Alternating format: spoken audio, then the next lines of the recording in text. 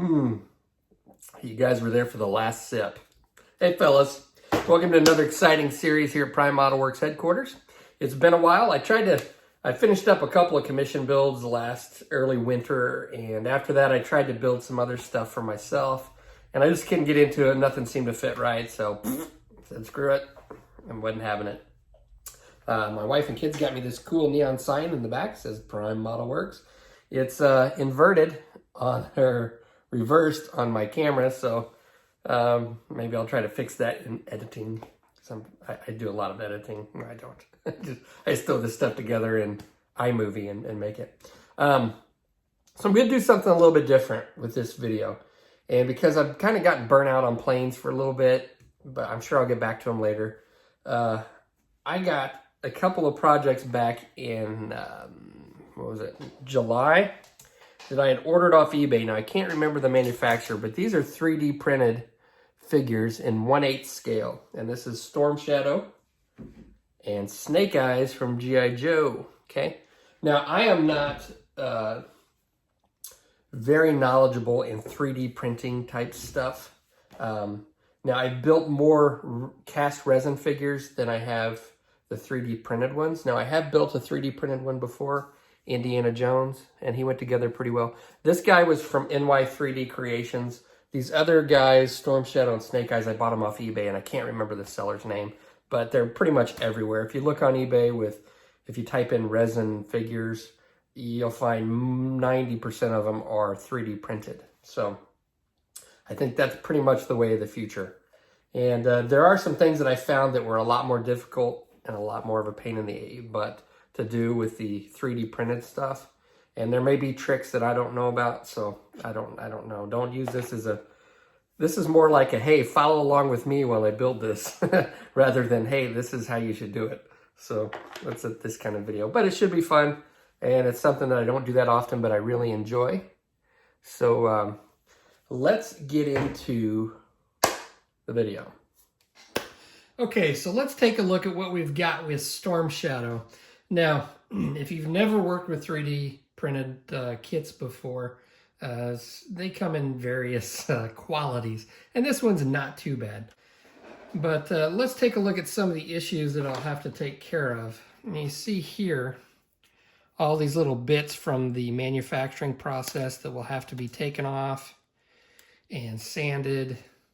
So I've just got a little scalpel. Now I'm going to do a lot of this off camera just because it's really monotonous and there's a lot of them. You can see some on his butt here. All these little points that happen during the process of manufacturing these or printing these.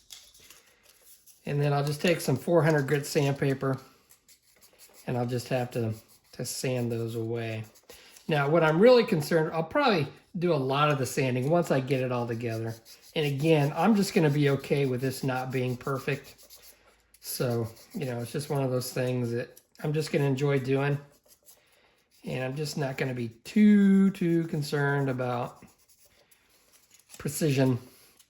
You can see some along his belt, some of those little raised areas.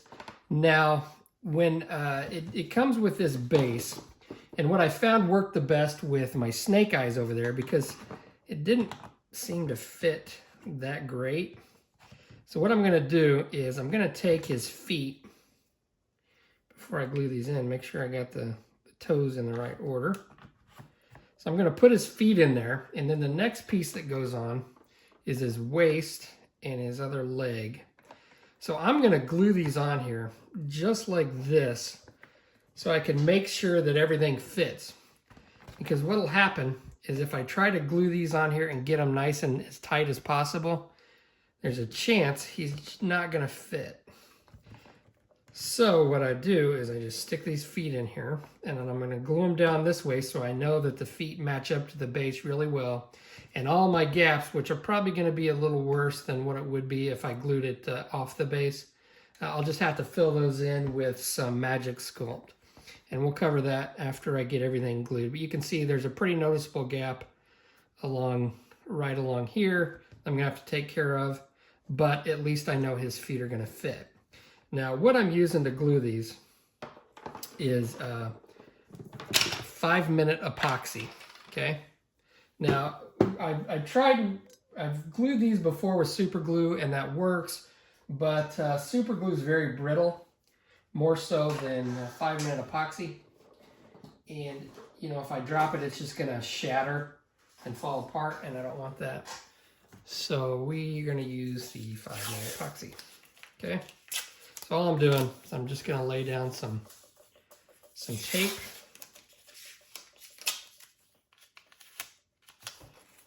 Didn't get that piece big enough. That should be fine. And then I'll just lay down my 2 parts of 5-minute epoxy. If you've watched my videos, you've seen me use this before. Now the 3D glue stuff that I ordered is supposed to basically melt the 2 pieces together, kind of like extra thin cement would do. Ooh, I want to try some. This is Plastruct, and this works on some different stuff. So I'm going to see if this will kind of melt this. No, that doesn't work. But the PLA glue is just supposed to like melt it together. So I don't know what chemicals are in it. But once I get that, we'll try that on some different stuff and see how that works. So anyway, we're just going to do 5-minute epoxy. I'll stir this up, mix it. And for my filler for all the cracks and stuff and all the gaps that I'm going to have, I'm going to use Magic Sculpt, and you've probably seen me use that before, and I actually ordered some more, but it doesn't take much. But it's a 2-part resin, and it will also help bond the things together, or it will kind of act as a glue. It's really sturdy, rock-hard stuff, and I can mold it and shape it. So like all the folds of his pants and stuff, I can go ahead and put those in before it dries. And I can come back and maybe do a little bit of sanding if it's and sculpting after it dries. But I can get a lot of it done before it sets up. Okay. So what I'm going to do is let's go ahead and take another toothpick. Now all I want to do is put the epoxy inside of these little areas.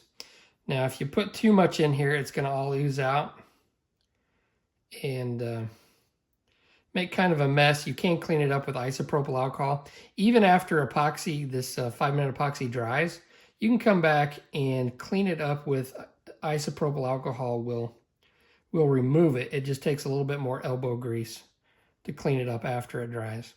Lacquer thinner will also work. Now, I haven't tested lacquer thinner to see if it will affect the resin. I'm kind of thinking it won't. All right, so we're going to go ahead. Make sure I don't have any oozing out. And then we'll go ahead and put some of this in here.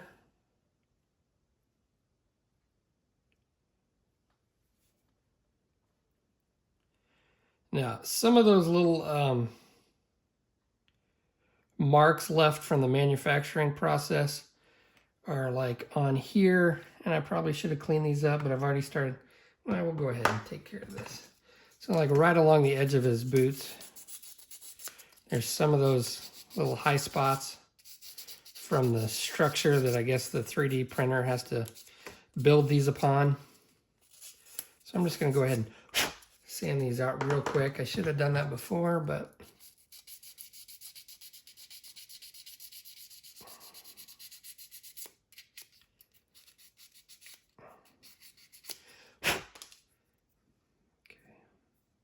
all right, go ahead and set that in there.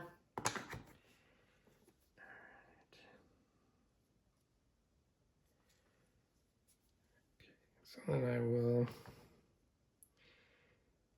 push this down. Now, I probably won't need to put a whole lot of pressure. Gravity is going to help me out on this. So we're going to leave it like that, okay? Now I'm going to set this aside to cure, and it usually takes about 5 to 10 minutes to fully harden. And as you can see, like I said, there's a big gap. We'll use Magic Sculpt and magically fix that, okay? But now I know that he's gonna fit on there the way I want him to fit. Now with the snake eyes, let me grab him.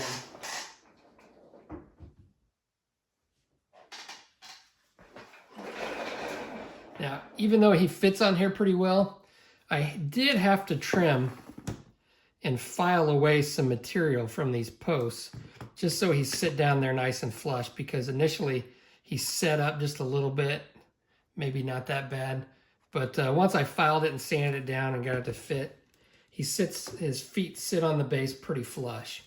Now on the back of the snake eyes base, there was another set of rocks that like jut out that timber sat on, but since I wasn't going to use timber, I just cut that off, and then we'll use some Magic Sculpt to recreate some rocks back here, but this is going to be on the back of the base, so it's not going to be that big of a deal.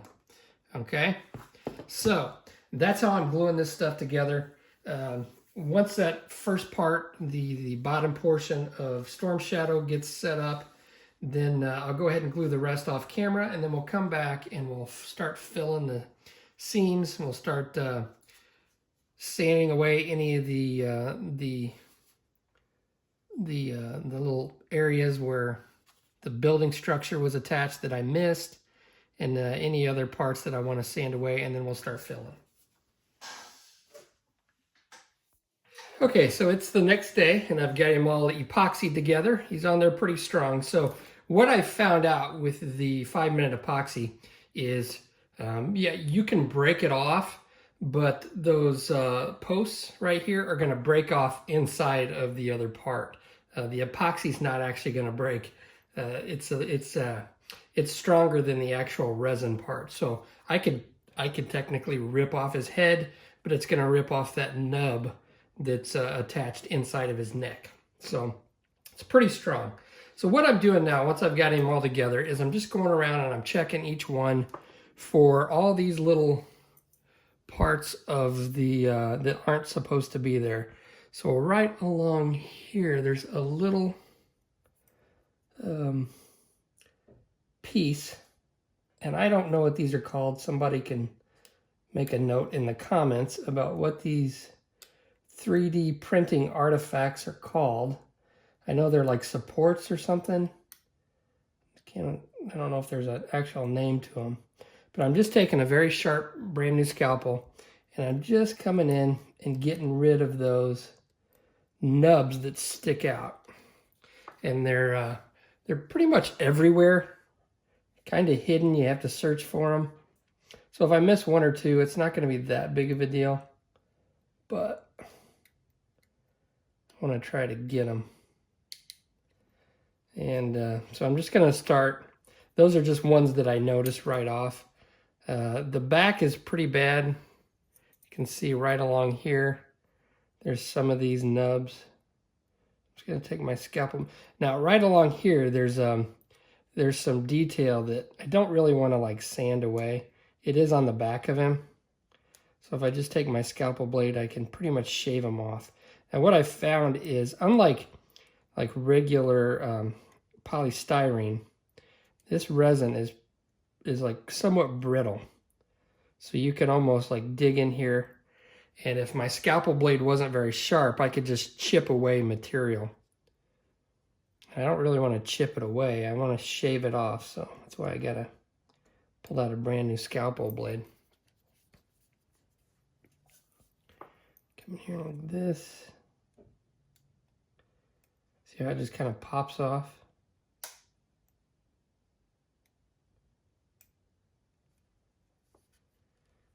Right along here. And again, this is on the back, so it's not that big of a deal, but I don't want to have to sand this area. I don't want to ruin that all the detail on his little outfit there, his spandex. Right along the belt, you can see I've got a lot of them down here as well. So what I'll do is try to get as much off as I can with a scalpel blade.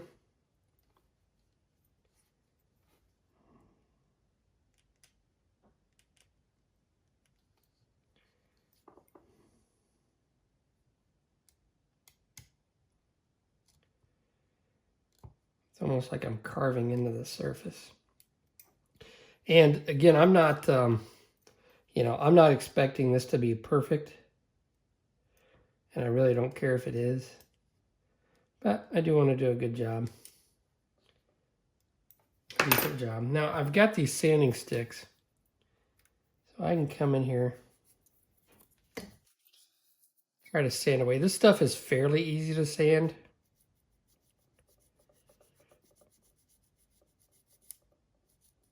It's not that bad.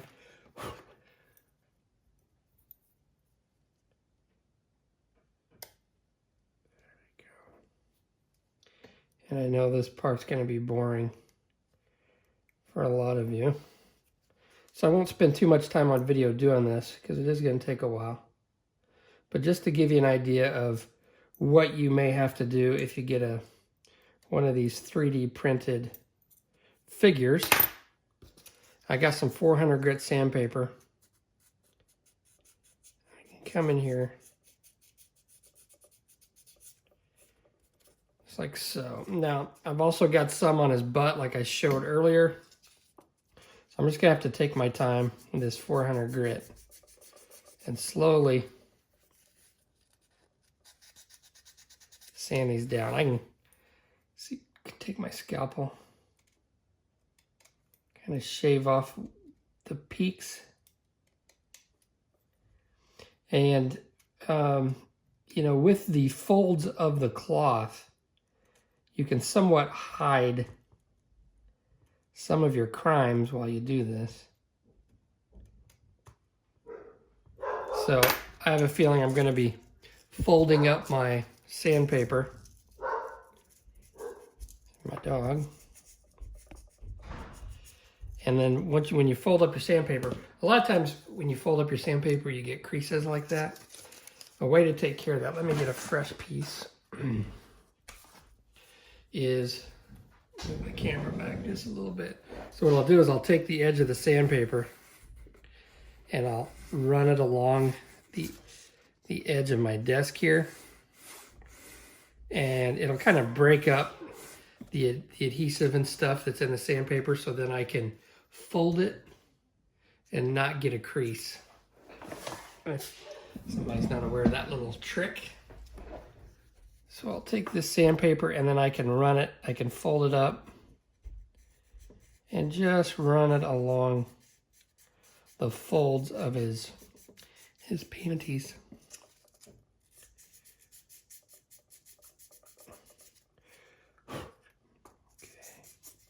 And then I've got some isopropyl alcohol with a toothbrush. And I can come in here and clear out that dust. Wipe it off. Now you do want to kind of be careful with the IPA because the IPA will actually loosen up the 5-minute epoxy. So you do want to be careful and not get too much inside where you have all that 5-minute epoxy, because it will loosen it. It's a solvent and will loosen it up. So that's basically what I'm doing. I'm just going around and cleaning up all the little marks left from the manufacturing process. So once I get all this done, then we'll come back and then we'll use our Magic Sculpt and we'll start filling in all the gaps. All right, so what we're gonna do now that I've got Storm Shadow all together, what I'm gonna do is I'm gonna start filling these gaps. And I've already done so. I did this yesterday, so this is all nice and hard on Snake Eyes. And what I'm using is Magic Sculpt. This is a 2-part resin. You just mix them together. It's a lot like, it's probably basically the same thing as Milliput, and there are a bunch of different ones. I get this stuff off eBay. It's called Magic Sculpt right there. And the reason that I'm using this instead of, say, using like plastic putty is because these gaps are in such a way where I'm going to have to use them to mold these folds in the cloth here. You can see how I've done Snake Eyes, because I had a pretty substantial gap right along here on Snake Eyes, just like I do on Storm Shadow. And this really holds its shape. It's like a molding clay, but then it dries hard. And then also I can put in little details like right along there. You can see I've added the seam to his trousers. Said trousers. Trousers is kind of a funny word. But yeah, so this is what I'm using. I'll show you how this works. Now, I've got a variety of tools here. I've got these silicone brushes, which do come in handy sometimes. They're nice, soft, rubbery brushes. And I've got a regular brush. And then I've got all these molding tools, which I don't typically use these. You can get away with using Q-tips. I've got a bunch of different sizes of Q-tips here and some toothpicks, these are the basic tools that I use. I also use water because before this dries, it's water soluble.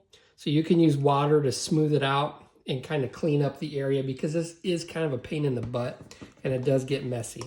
Now, a little bit goes a long way. Now, I'm not going to do the whole thing on camera because the snake eyes took me probably 3 to 4 hours to do yesterday. I spent on it. So I've got the hardener here. And I'm just going to take equal parts. So I roll it up into a little ball.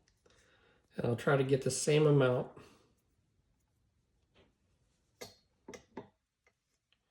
Maybe a little bit more of the resin. Okay. And I'm just going to fold it over itself and mix this together until it's all one color. Put this away. Now, this doesn't look like a lot. I ordered some more because, you know, I always need this stuff. I use this a lot. It doesn't look like a lot, but this right here will probably do the entire Storm Shadow.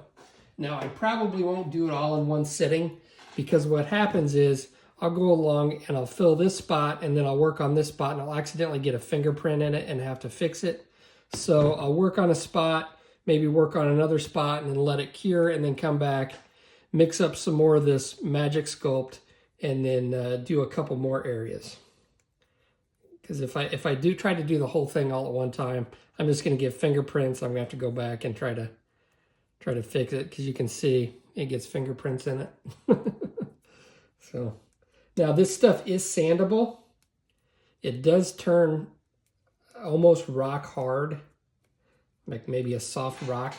Let me show you. Now on the back of this, I took the extra and I filled in a little hole back here. Now I'm gonna take some of this. You can see I've got baking soda and super glue to fill in some big gaps so I don't waste all my Magic Sculpt filling all that in.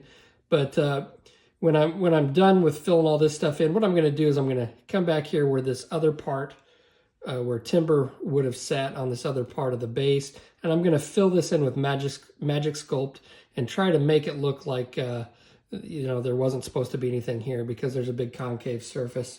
So I'm it is the back of the base, so you're really not gonna see it, but I'm gonna try to make that look pretty good. So this stuff is hardened for about a day. You can see how hard it is. Now it is sandable. I can take a scalpel back here and you can kind of chip it away and smooth it out, and then you can sand it smooth. Grab a piece of sandpaper, some 400 grit sandpaper. This is kind of used, but it does sand. It is a little hard. It's probably a little bit harder than the actual part, and it's definitely a lot harder than styrene plastic. So you can sand it and smooth, and you can, after it dries, you can actually carve into it like I was doing. So if you haven't seen Magic Sculpt, that's what it is, and that's what we're going to be using here. Okay? So the first thing I'm going to do, let's go ahead and work on, I mean, this is going to take me a while. I won't film the whole thing, but we'll work on this big part right here. So what I'm going to do is I'm going to take a little bit, and I'm going to make a noodle out of it just by rolling it.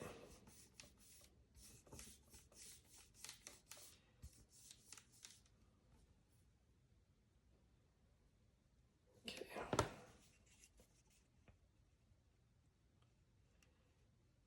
I'm just going to start laying it in the... It looks like we're going to need a lot along here to fill this in. Now, I don't necessarily have to fill it all in. Go ahead and take this out. Like, I don't have to fill it all the way into the base where it got glued down. But since this does dry pretty hard, it can act, I've found, as a, to help glue it down.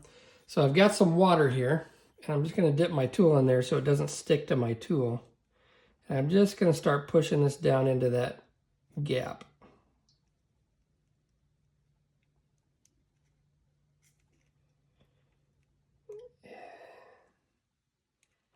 This does get rather messy.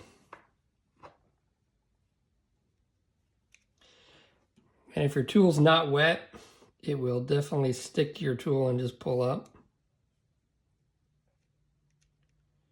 And you don't want stuff sticking to your tool. Okay. I can take a toothpick and dip my toothpick in the water and use it. I'm going to try to get as much in that gap as I can.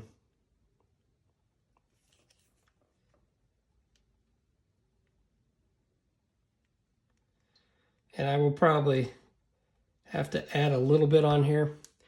And sometimes I'll put some in and let it dry and then come back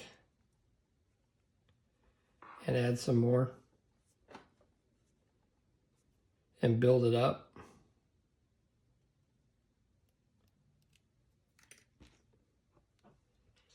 Get a little bit more back here.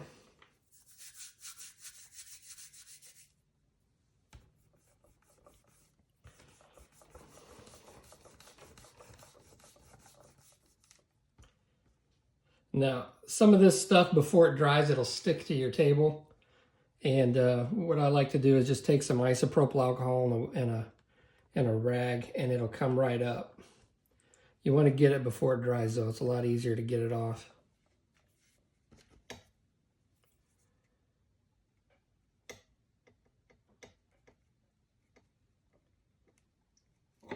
Now, what's nice about this particular model is it doesn't really have to be precise because of all the folds. You can cheat a little bit and you can somewhat hide your crimes because of all the folds. Now, once I get this down and once it dries, I'll come back and I may like take some sandpaper and sand it a little bit, maybe smooth it out because it's not always that smooth. And then I'll come back with some Mr. Surfacer and I'll do my finish, kind of clean it up with a Mr. Surfacer and see where I'm at and use that to kind of make everything a little bit more smooth, okay? I'll come along here with my toothpick and I'm going to clean up some excess if I can.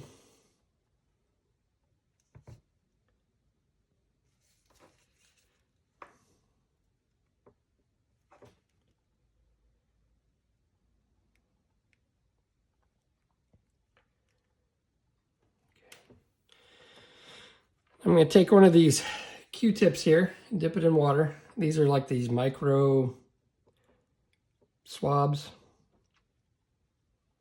I got these at Hobby Lobby really inexpensively for what they are, because they really come in handy in for a lot of uses, to getting in tight spaces. Okay, so right here I'm going to have to build up a little bit more to make that fold look like it's supposed to. But you will get the idea. Now I've got some tightly woven Q-tips and then some loose ones. These are actually the Q-tip brand and these are like some off-brand, but these are better because they're a little more tight. So I'll get it wet and I'm going to come in here. I'm going to start just taking away and removing some of this with a wet Q-tip. Now, if it's not wet, then your Q-tip's just going to stick to this stuff. It's not going to remove it as well. So if I get it wet, I can just come in here, smooth it out.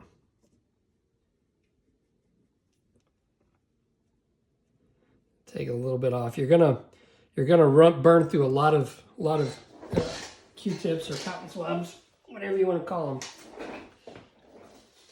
So just keep that in mind. Make sure you have a bunch of these when you do this.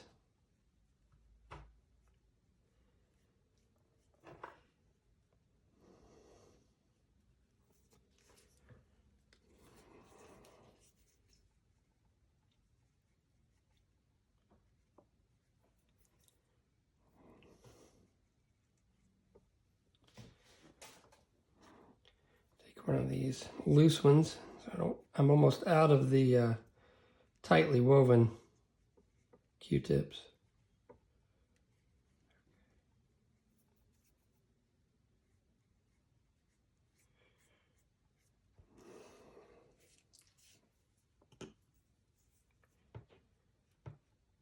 Now this takes a while to cure. You can work with this for an hour or so. And I usually get too much. I usually make up too much. So, you know, you saw what I took out of the containers.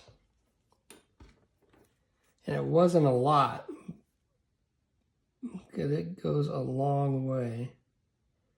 Go ahead and take some of this up with my toothpick. But it does get messy. It's kind of a pain in the butt. But it's really good stuff.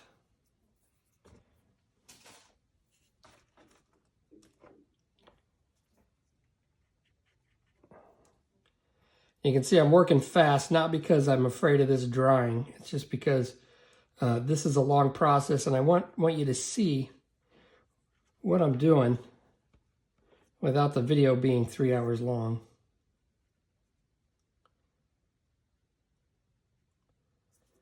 It's just a process of putting it on and removing.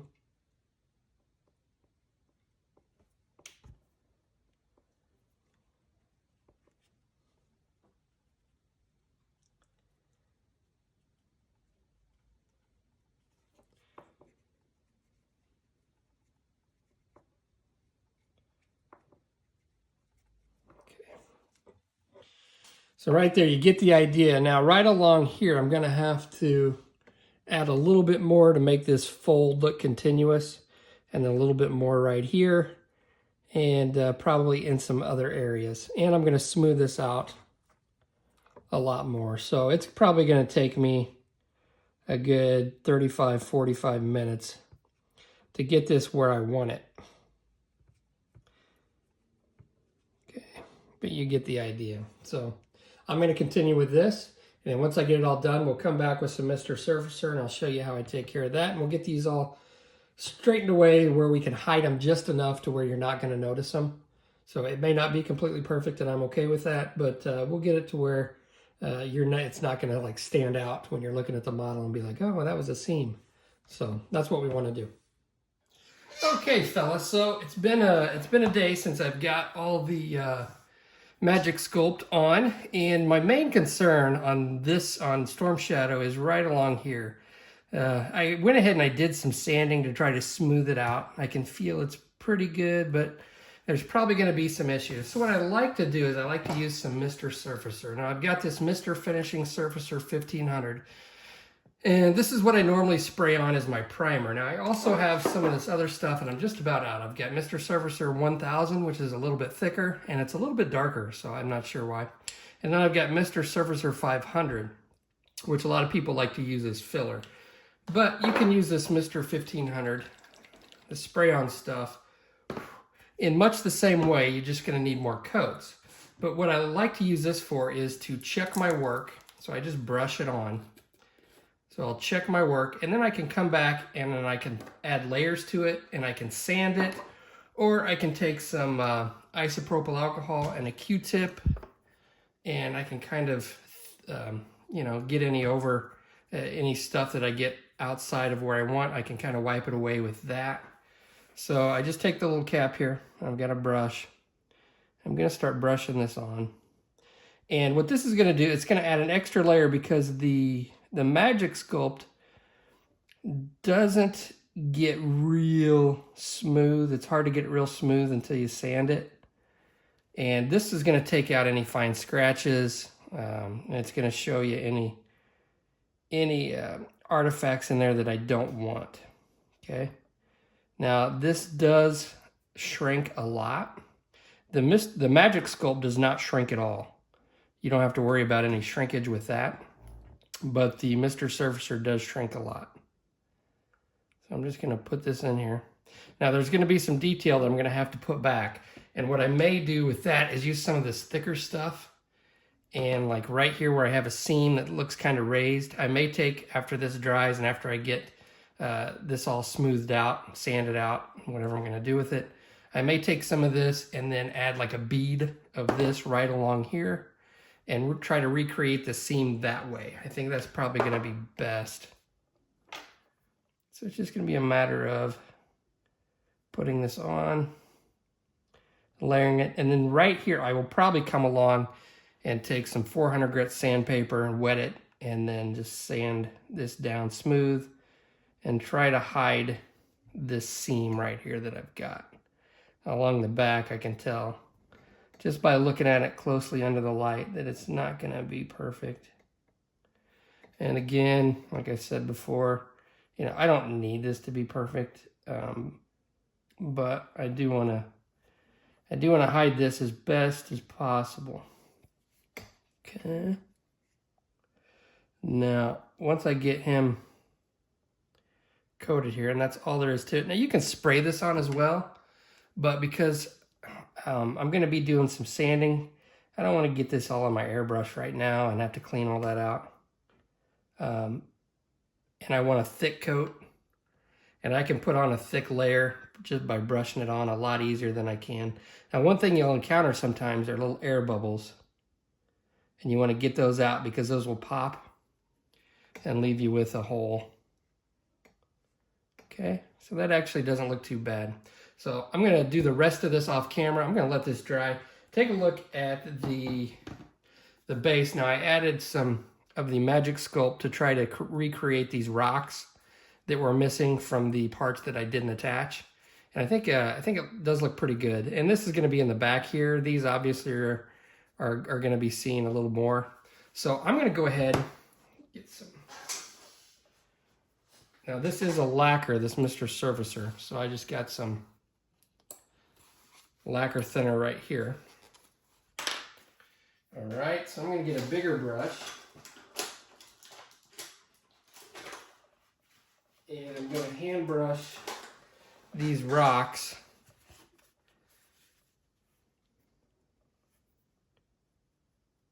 And I'm just going to put a thick coat on here. And hopefully this will hide any of the little inconsistencies from my sculpting job on the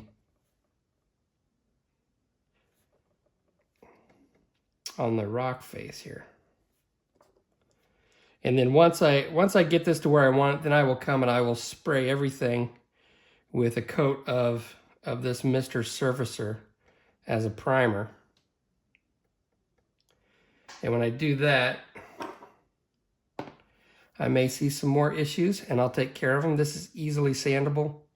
So that's why I love Mr. Surfacer. It gives a nice smooth finish and you can sand it. Unlike Vallejo primers, which really suck, you can sand this stuff and not have to worry about it, and it sands really well.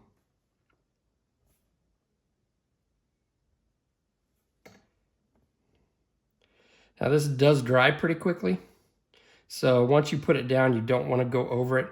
Like if I went over this part, it's still pretty wet. But it dries quickly, and if you go over it a lot, you'll get brush marks. So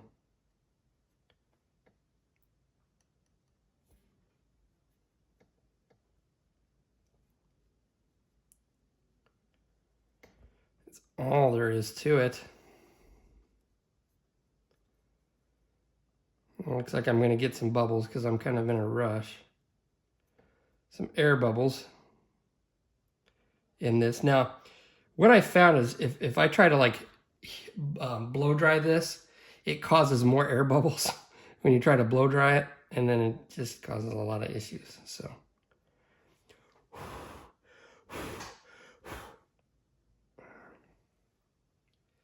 there we go. All right, so I'm going to set this aside to dry. I'll do the rest of Storm Shadow, and if I encounter some issues that I think that might be beneficial, I'm just going to basically just, you know, keep filling and sanding and trying to get those smooth to where they're not noticeable, and then add in my detail, and then I'll spray down a coat of primer, and then we should be ready for paint. All right, fellas, so I've got these in primer with Mr. Finishing Surfacer 1500, and there were some things that I found that I went ahead and fixed. There were some holes in the back of Snake Eyes' head here, which you can somewhat see him, but he's going to be painted shades of black, so, you know, I think that's probably going to hide some stuff. And again, I'm not, it's not going to be perfect, but I think I'll be happy with the way it is. You know, if I want to spend a lot more time trying to sand out every little imperfection, I could do that, but that just wouldn't be any fun for me. So we're not doing that. Storm Shadow over here, he turned out pretty good as well. Now there were a few major things that there was like some kind of a molding artifact right along on this part of his outfit here. I had to sand that away. It just was sticking out like a sore thumb. Now, I don't know if the camera will pick it up, but the lines from the 3D printing process are pretty prominent on this front strap. I'm not gonna worry about that. It's supposed to be leather and it's gonna be painted black anyway, so maybe that'll hide it. His back is not, there were some things that kind of popped out. Right along here, these seams, I was gonna fill those, I was gonna try to recreate those with Mr. Surfacer, but the stuff that I had was too thin. I ordered me some new Mr. Surfacer 500, and that might have worked, but the stuff that I had was too thin, so I went ahead and recreated these little seams with Magic Sculpt.